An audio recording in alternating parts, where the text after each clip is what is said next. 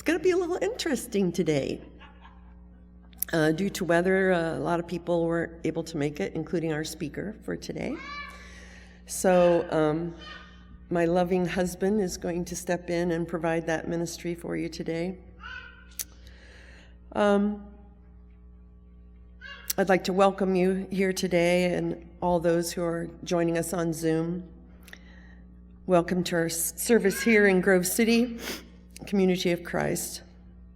I'm happy that you are here and ready to share and worship. Today we're doing another different thing. We're doing all hymns today. As I prepared for the service or planned for the service, I felt like the words of the hymns really spoke to me.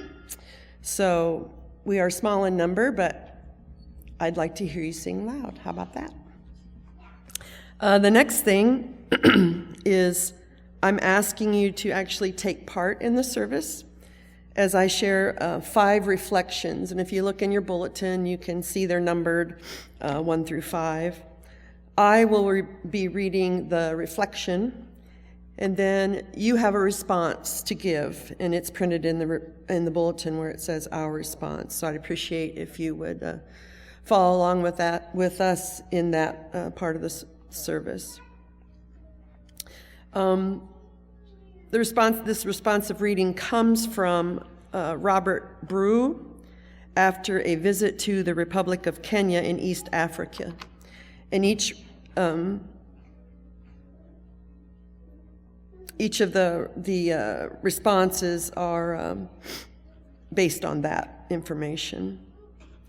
One of the scriptures selected for sharing today is Psalm 1 through 3.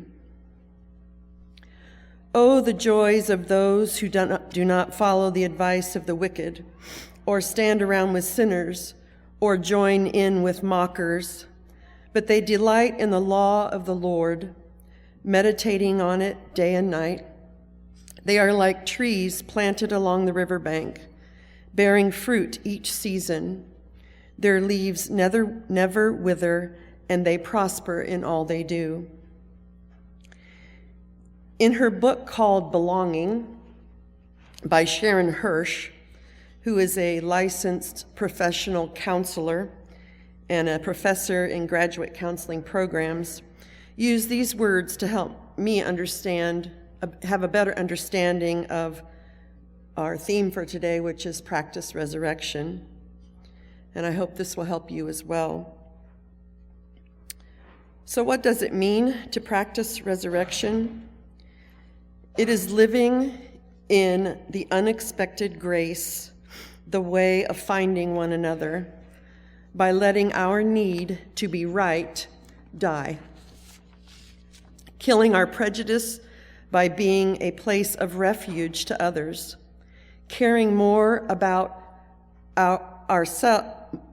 more than ourselves, pushing past apathy toward kindness, looking for the invisible, those on the edges of our stories, speaking words of life, hope, and inclusion, and laughing at ourselves.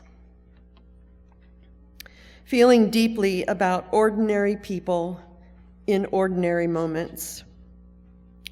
Having faith in the goodness of people, and always, even when people let us down, having faith in the goodness of God, and acting as if we belong to one another, so whatever we're in the middle of right now can be filled with redemptive truth, beauty, and goodness from the power of witness.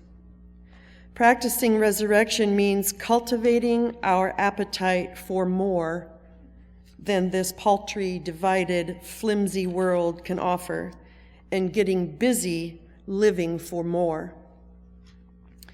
You're blessed at the very moment when you've worked up a good appetite for God. His story is the best food and drink and the best meal you'll ever eat or share with others.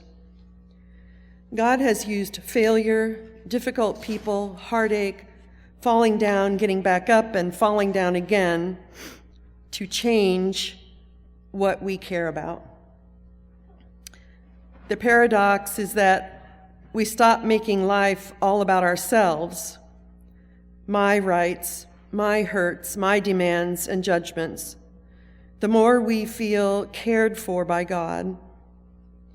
When we own our narcissistic tendencies, and unfortunately we all have them, at least I do, we humble ourselves, really listen, stretch our comfort zone, freely give, don't hold back, and stop worrying about whether we are enough or there will be enough.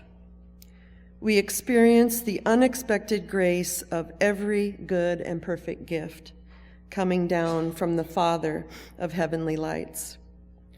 Only when we stop making our beleaguered, harried hearts central in our lives can our beleaguered, harried hearts rest in a care we cannot bestow on ourselves. I cannot help but smile when I read this definition of the freedom of surrendering what I care about to the care of God. All great spirituality teaches us about letting go of what you don't need and who you are not. Then, when you get little enough and naked enough and poor enough, you'll find that little place where you really are is ironically more than enough, and it is all that you need. At that place, you will have nothing to prove to anybody and nothing to protect. That place is called freedom. It's the freedom of the children of God. Such people can connect with everyone, and they don't feel the need to eliminate anybody.